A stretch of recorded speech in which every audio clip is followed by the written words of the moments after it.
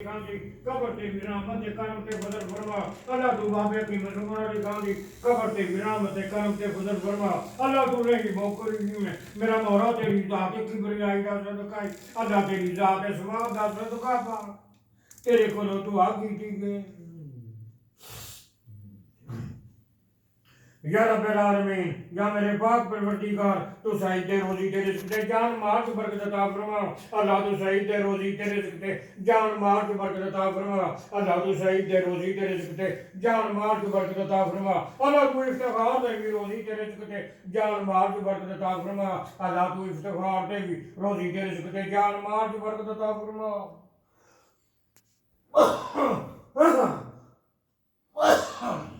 या अल्लाह तू सही ते रोजी तेरे रिज़्क़ जान माल की बरकत अता फरमा अल्लाह तू लोकां दे दिलां नूं इन्हां दे कमां वल फेर दे अल्लाह लोकां दे दिलां नूं इन्हां दे कमां वल फेर दे मेरा अल्लाह तू लोकां दे दिलां नूं इन्हां दे कमां वल फेर दे या रब्बल आलमीन तो अमीर मोहम्मद खान जी जो कुछ है ढोल ते न कर रहे अल्लाह इन्हां दी तू आप वफात फरमा अल्लाह तू इन्हां दी आप वफात फरमा इन्हां दा अल्लाह को दे शान कटी अल्लाह तू अर्श ते कुदरत ते कुव्वत ते ताकत रखना है अल्लाह तू कभी ते ताकत वाला है मैं तेरे को दुआ की है अल्लाह तू मेहरबानी फरमा अल्लाह तू इहदे ढोल ते डंगर जानवर जो कुछ दी मर्जी दिता है अल्लाह जो कुछ लोकां दी मर्जी है अल्लाह तू इहदे विच इन्हां दी हिफाजत फरमा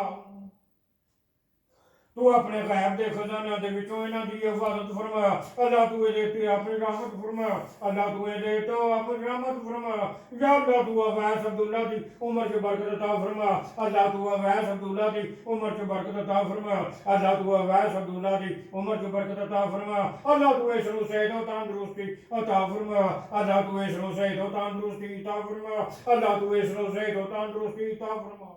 अल्लाह तू हकीम है अल्लाह तू हकीम है मेरा मौला तू अपनी हिकमत के जरिए अपनी रहमत के जरिए अपने करम के फजल के जरिए अल्लाह दे बदन दे विचों जे कोई बीमारी है अल्लाह उसनूं इसनूं शिफा अता फरमा या रब्बल आलमीन तू एदी उम्र च भी बरकत अता फरमा अल्लाह तू एदी उम्र च भी बरकत अता फरमा अल्लाह तू इसनूं एदी औलाद दे उत्ते सलामती अता फरमा अल्लाह तू इसनूं एदी औलाद दे उत्ते सलामती अता फरमा या रब्बल आलमीन अज का इम्तिहान दे रही है अल्लाह उन्होंने जो कुछ मैं दसिया पढ़न वास्ते मेरा अल्लाह उहदे जेल दे विच रवे मेरा अल्लाह या रब्बल आलमीन मैं जो कुछ उसनूं दसिया ना पढ़न वास्ते मेरा अल्लाह उहदे ज़हन च रवे अल्लाह वो पढ़ के इम्तिहान दे पर्चे देवे अल्लाह तू उहनूं शफाअत अल्लाह उसनूं कामयाबी अता फरमा अल्लाह तू उसनूं कामयाबी अता फरमा अल्लाह तू इस रोज़गार दी इसनूं कामयाबी अता फरमा अल्लाह तू इन्हां ने जेहड़ी दाने बनाने वाली फैक्ट्री बनाई है अल्लाह उहदे च भी बरकत अता फरमा अल्लाह तू उहदे च भी बरकत अता फरमा अल्लाह तू लोकां दे दिलां नूं इन्हां दे कम वल फेर दे मेरा अल्लाह लोकां दे दिलां नूं इन्हां दे कम वल फेर दे वैसी चीज कादर कुदरत ताकत कुव्वत रखना है मेरा अल्लाह तू इन्हां दे लोकां दे दिलां नूं इन्हां दे कमां वल फेर दे मेरा अल्लाह तू इसी दे कवत ताकत कुव्वत रखना है मेरा अल्लाह तेरी जात किबरियाई दा सदका पा तेरे कोल दुआ कीती है मेरा अल्लाह जब तक मैनूं जिंदगी अता करे ना मैनूं किसी दी तकलीफ ना आवे मैनूं जब तक मैनूं जिंदगी अता करे ना मैं तेरे को खैर वाफी दा सवाल करना मैं तेरे को अपने वास्ते खैर वाफी दा सवाल करना मैं हर किस्म की आफात पर याते आता ते कोलो तेरे को तेरी पनाह मंगना मां मेरा अल्लाह मैं हर किस्म की आफात पर याते आता ते करो अपने वास्ते अपनी आल औलाद वास्ते तेरे को तेरी पनाह मांगना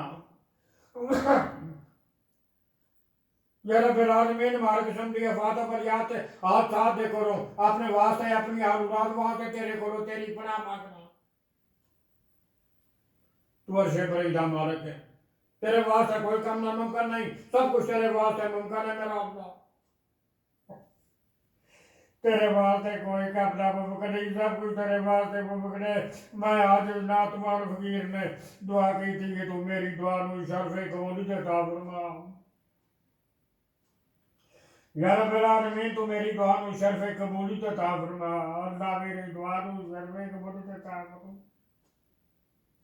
तू मेहरबानी फरमा कर फरमा मैं तेरे को दुआ की थी मेहरबानी फरमा